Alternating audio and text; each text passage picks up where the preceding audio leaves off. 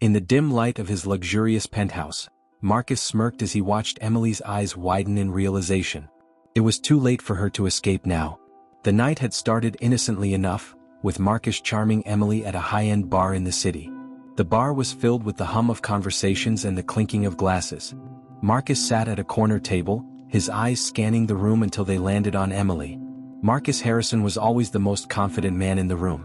As the CEO of one of the largest tech companies in the United States, he accumulated success and wealth like no one else.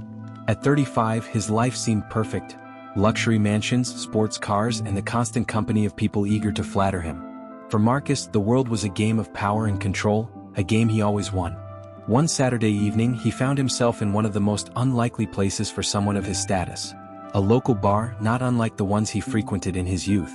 Emily was at the bar with a couple of friends, celebrating her recent move to the city. She was bright, independent, and looking forward to starting a new chapter in her life. Her friends had noticed Marcus's gaze and nudged her, whispering about the handsome man who couldn't take his eyes off her. Emily blushed but dismissed their comments, focusing on her drink. Marcus, however, was intrigued. He saw Emily as a challenge, someone who wasn't immediately swayed by his wealth and charm. He approached her with a confident smile, offering to buy her a drink. "Hi, I'm Marcus," he said, his voice smooth and inviting.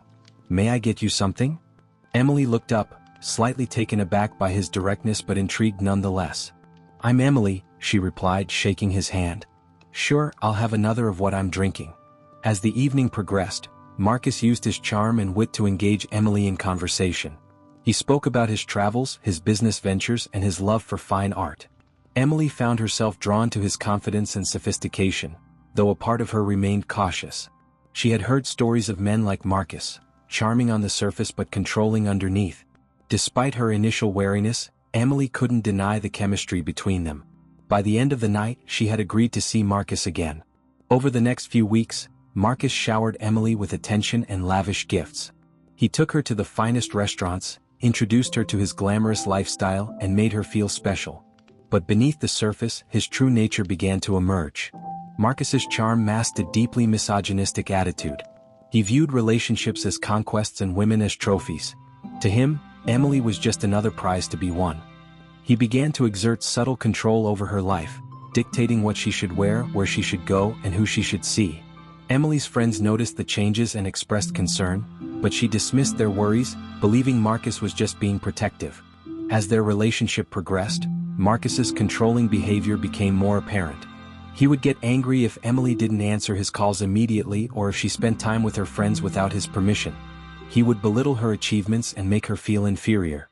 Emily started to feel uneasy, but she was already too invested in the relationship to walk away easily. One evening, Marcus invited Emily to move in with him. He promised her a life of luxury and ease, convincing her that it was the logical next step in their relationship. Emily hesitated, but the allure of a better life and the hope that Marcus's behavior would improve once they lived together swayed her decision. She agreed to move into his penthouse. The move-in process was a whirlwind. Marcus arranged everything with his usual efficiency, ensuring that Emily's belongings were transported quickly and seamlessly. Emily was initially excited about the move, but as she settled into the penthouse, she began to feel a sense of unease. The space was grand and luxurious, but it felt cold and impersonal, much like Marcus himself. Marcus's behavior didn't improve after Emily moved in. In fact, it became worse. He monitored her every move, questioning her about her whereabouts and demanding to know who she was with at all times. He would criticize her appearance, telling her what to wear and how to style her hair. Emily felt her independence slipping away with each passing day. One night, after a particularly controlling outburst from Marcus, Emily realized the gravity of her situation. She was trapped in a toxic relationship with a man who saw her as nothing more than a possession. The realization hit her hard, and she knew she needed to find a way out. But with Marcus watching her every move, escaping seemed impossible. Emily began to plan her escape in secret. She reached out to friends discreetly, gathering evidence of Marcus's abuse and looking for a safe place to stay. Each day was filled with fear and determination as she plotted her way out of the penthouse. She knew she had to act quickly before Marcus's suspicion turned into violence. Marcus, meanwhile, started to suspect that Emily was planning something. His behavior became more erratic, his paranoia growing. He would search her belongings, confront her with baseless accusations, and become increasingly volatile. The tension in the penthouse was palpable, and Emily knew it was only a matter of time before Marcus's anger reached a dangerous peak. The day of Emily's escape finally arrived. She had carefully orchestrated her plan, timing her departure for when Marcus would be out of the penthouse on a business trip. She packed her essentials, hid important documents, and made arrangements with a friend to pick her up. Her heart raced as she prepared to leave, knowing that this was her only chance. As Emily stepped out of the penthouse, she felt a mix of fear and relief. She made her way to the elevator, her hands trembling as she pressed the button. The elevator doors closed and she took a deep breath, feeling the weight of her decision. She knew she was leaving behind a life of luxury, but she was also reclaiming her freedom. Emily's friend was waiting for her outside the building, and they quickly drove away. Emily looked back at the penthouse one last time, feeling a sense of closure. She knew that the road ahead would be challenging, but she was determined to rebuild her life and regain her independence. Emily's friend drove her to a safe house, a small, cozy apartment that belonged to a mutual friend who had offered her refuge. The drive was silent, Emily's mind racing with thoughts of what she had just done and what lay ahead. When they arrived, Emily was greeted with warm hugs and reassurances. She felt a wave of relief wash over her, but she knew this was just the beginning of her journey to freedom. The first few days were difficult. Emily was constantly looking over her shoulder, fearing that Marcus would find her. She kept her phone off and avoided social media, knowing that Marcus had ways of tracking her. Her friend helped her settle in, providing emotional support and helping her navigate the legal steps she needed to take to protect herself. Emily began to piece her life back together, starting with the basics. She reached out to her employer, explaining her situation and requesting a leave of absence. Her boss was understanding and supportive, assuring her that her job would be waiting for her when she was ready to return. This small act of kindness gave Emily a glimmer of hope. She also sought out therapy, knowing that she needed professional help to process the trauma she had endured. Her therapist, Dr. Mitchell, was compassionate and experienced in dealing with abuse survivors. In their sessions, Emily began to unpack the emotional and psychological scars left by Marcus's manipulation and control.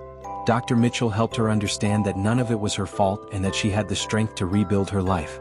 Meanwhile, Marcus was growing increasingly frantic.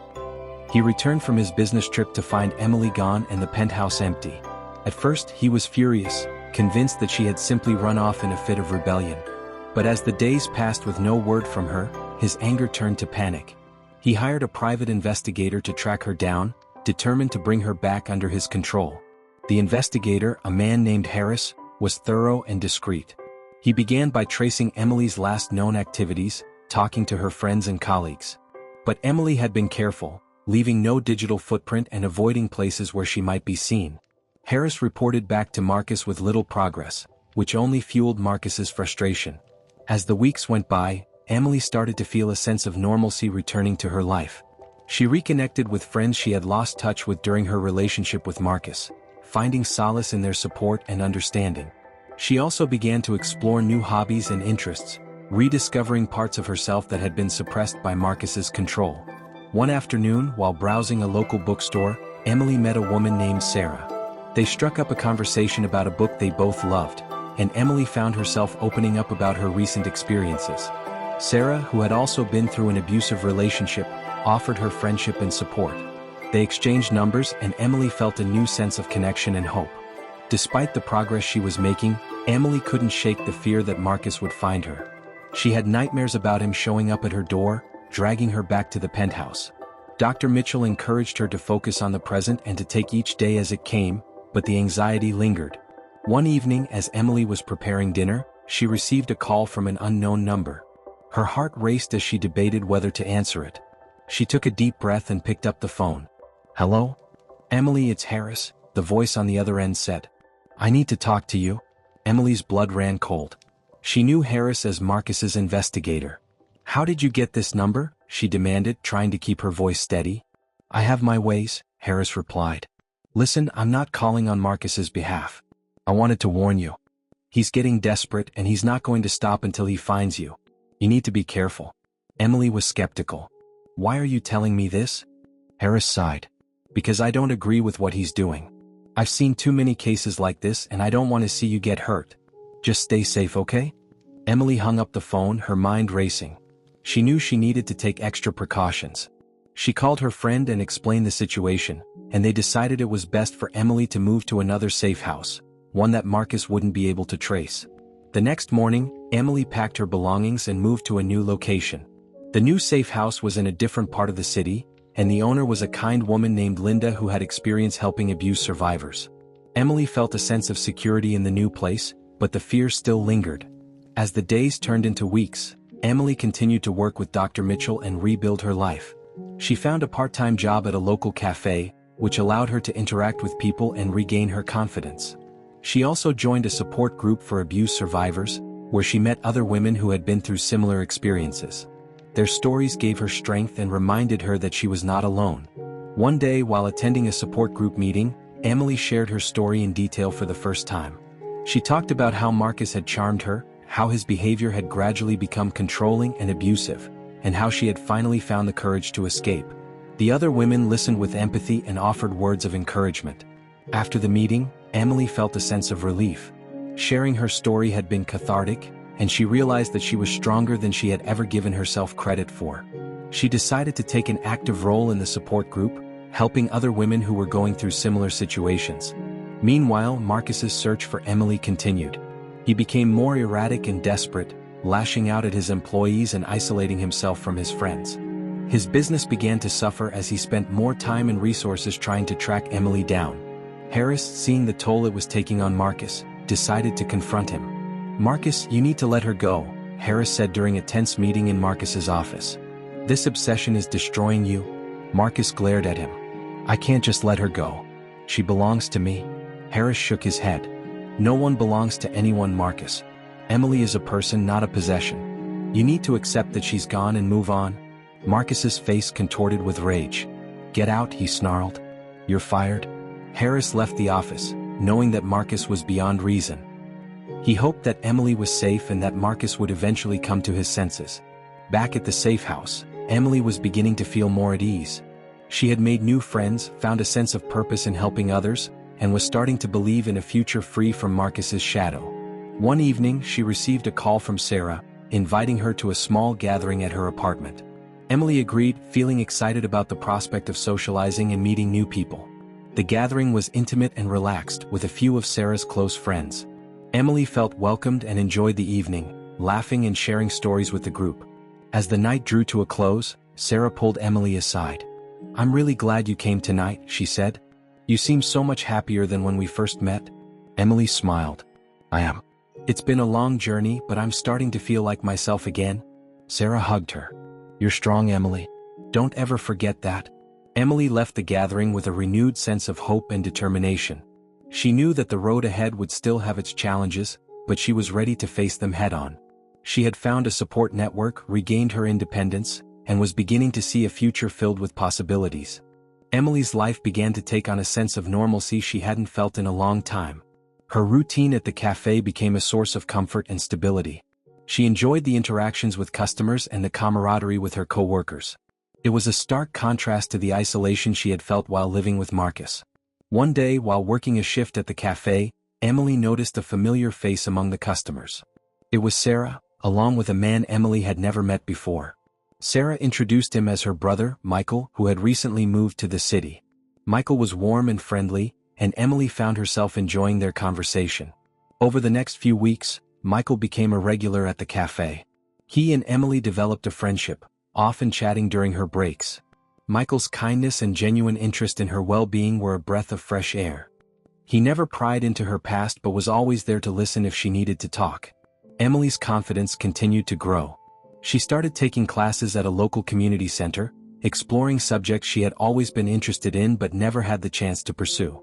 She also began volunteering at a shelter for abuse survivors, using her experience to help others find their way to safety and healing. Meanwhile, Marcus's life was unraveling. His obsession with finding Emily had taken a toll on his business and personal life. He had alienated his friends, and his company was suffering due to his erratic behavior. Despite Harris's warnings, Marcus continued to search for Emily, refusing to accept that she was gone. One evening, as Emily was leaving the community center after a class, she felt a chill run down her spine. She had the unsettling feeling that she was being watched. She quickened her pace, glancing over her shoulder, but saw nothing out of the ordinary. Shaking off the feeling, she continued on her way home.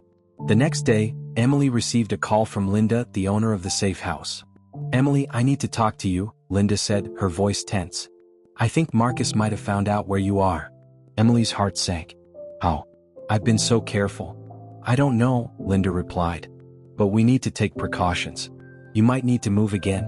Emily felt a wave of fear and frustration. She had just started to feel settled, and now she might have to uproot her life once more. "Okay, I'll start packing," she said, her voice trembling. Linda reassured her. "We'll find a new place for you. Just stay calm and be careful." Emily spent the rest of the day packing her belongings and making arrangements to move. She reached out to Sarah and Michael, explaining the situation. They offered their support and promised to help her in any way they could. That evening, as Emily was finishing her packing, there was a knock at the door. Her heart raced as she approached, peering through the peephole. To her relief, it was Michael. She opened the door and he stepped inside, his expression serious. "Emily, I wanted to make sure you're okay," Michael said. "I know this is a lot to handle." Emily nodded, feeling a surge of gratitude for his concern.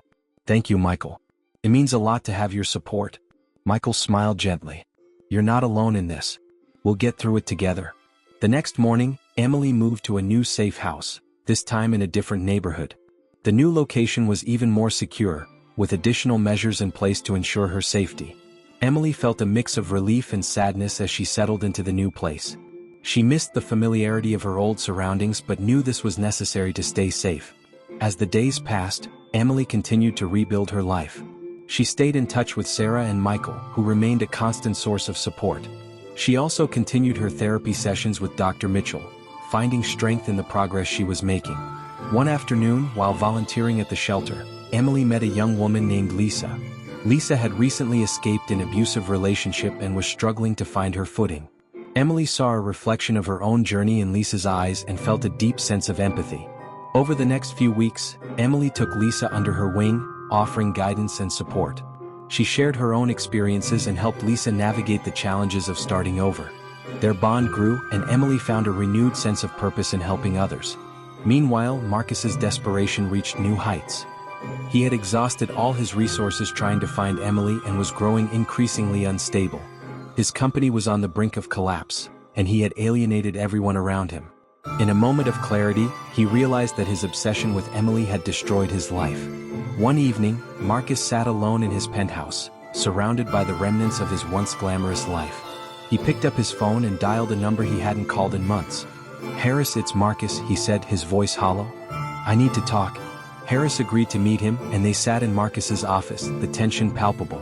"What do you want, Marcus?" Harris asked, his tone weary. Marcus sighed. "I need to let her go. I've been holding on to this obsession, and it's destroyed everything. I need to move on." Harris nodded. "It's about time you realize that. Letting go is the first step to healing." Marcus knew Harris was right.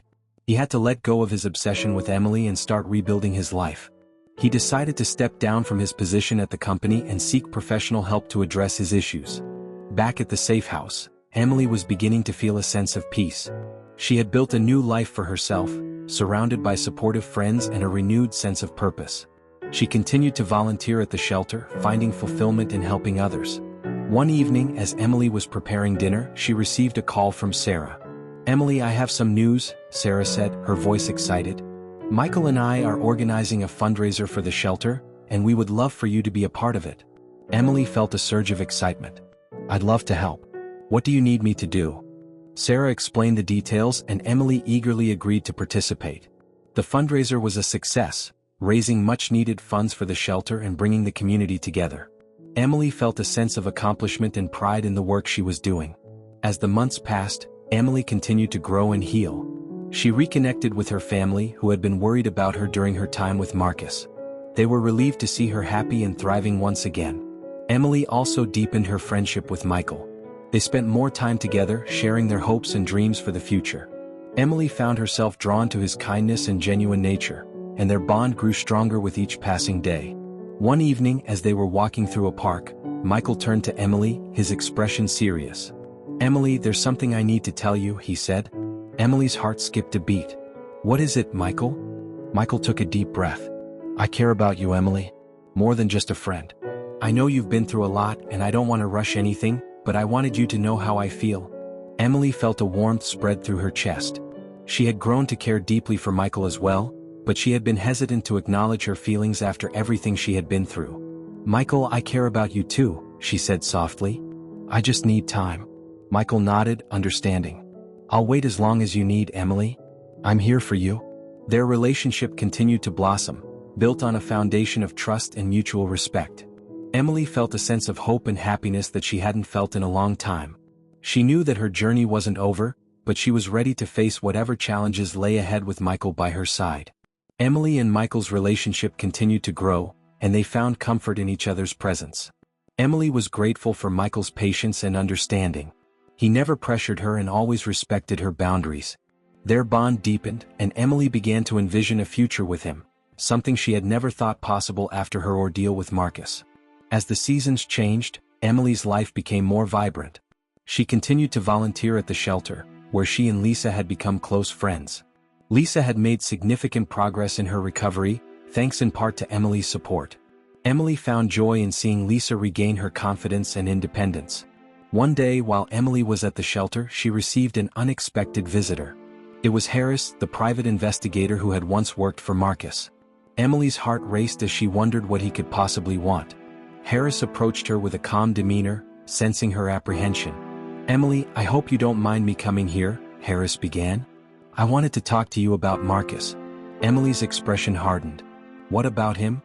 Harris sighed. "He's finally let go. He stepped down from his company and is seeking help. I thought you should know." Emily felt a mix of emotions. Part of her was relieved that Marcus was no longer a threat, but another part of her felt a lingering sense of unease. "Why are you telling me this?" "I wanted to give you some peace of mind," Harris replied. "You've been through enough, and you deserve to know that he's not looking for you anymore." Emily nodded, processing the information. "Thank you, Harris. I appreciate you letting me know." Harris gave her a small smile. "Take care, Emily. You deserve to be happy." As Harris left, Emily felt a weight lift off her shoulders. She had been living with the fear of Marcus finding her, and now that fear was beginning to dissipate. She shared the news with Michael and her friends, who were all relieved to hear that Marcus was no longer a threat. With Marcus out of the picture, Emily felt a renewed sense of freedom. She continued to focus on her personal growth and her relationship with Michael. They spent more time together, exploring the city, going on hikes, and enjoying each other's company. Emily felt a sense of peace and happiness that she hadn't experienced in a long time. One evening, as they were walking along the waterfront, Michael turned to Emily with a serious expression. "Emily, there's something I want to ask you." Emily looked at him, her heart skipping a beat. "What is it, Michael?" Michael took her hands in his. "Emily, I love you. You've been through so much and you've come out stronger on the other side. I want to be with you, to support you, and to build a future together. Will you move in with me?" Emily felt a rush of emotions. She had grown to love Michael deeply, and the thought of building a life with him filled her with hope. "Yes, Michael, I will," she replied, tears of joy in her eyes. They embraced, and Emily felt a sense of contentment and security. Moving in with Michael was a big step, but she knew it was the right one. They found a cozy apartment together, and Emily felt at home in a way she never had before. As they settled into their new life together, Emily continued to volunteer at the shelter and pursue her interests. She also decided to go back to school, enrolling in a program that would allow her to become a counselor for abuse survivors. She wanted to use her experience to help others and make a difference in their lives. Michael was supportive of her decision and encouraged her every step of the way. He admired her strength and determination, and he was proud to see her pursuing her dreams. Their relationship flourished, built on a foundation of trust, respect, and mutual support. One day, Emily received a call from Lisa, who had exciting news to share. "Emily, I got a job," Lisa exclaimed. "I start next week at a local nonprofit that helps abuse survivors." Emily was thrilled. "That's amazing, Lisa. I'm so proud of you."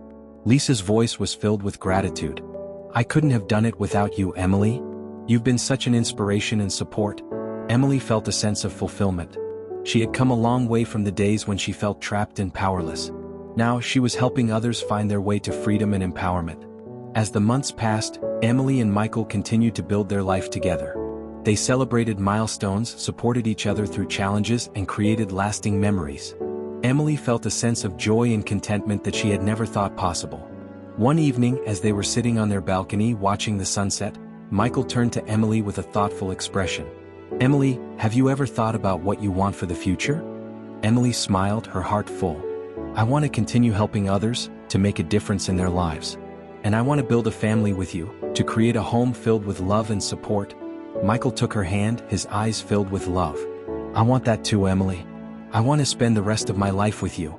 As they watched the sun dip below the horizon, Emily felt a sense of peace and fulfillment. She had overcome so much and had found happiness and love on the other side. She knew there would still be challenges ahead, but she was ready to face them with Michael by her side. Emily's journey had been long and difficult, but it had also been transformative. She had discovered her inner strength, rebuilt her life, and found love and support in unexpected places. She knew that her story was far from over, but she was confident that the future held endless possibilities. With Michael's unwavering support and the love of her friends and family, Emily felt ready to embrace whatever came next. She had learned that true happiness came from within and that she had the power to create the life she wanted. And for the first time in a long time, she felt truly free. As Emily and Michael continued their journey together, they decided to take a trip to the countryside for a much-needed break from the city. They rented a cozy cabin nestled in the woods, surrounded by nature's tranquility.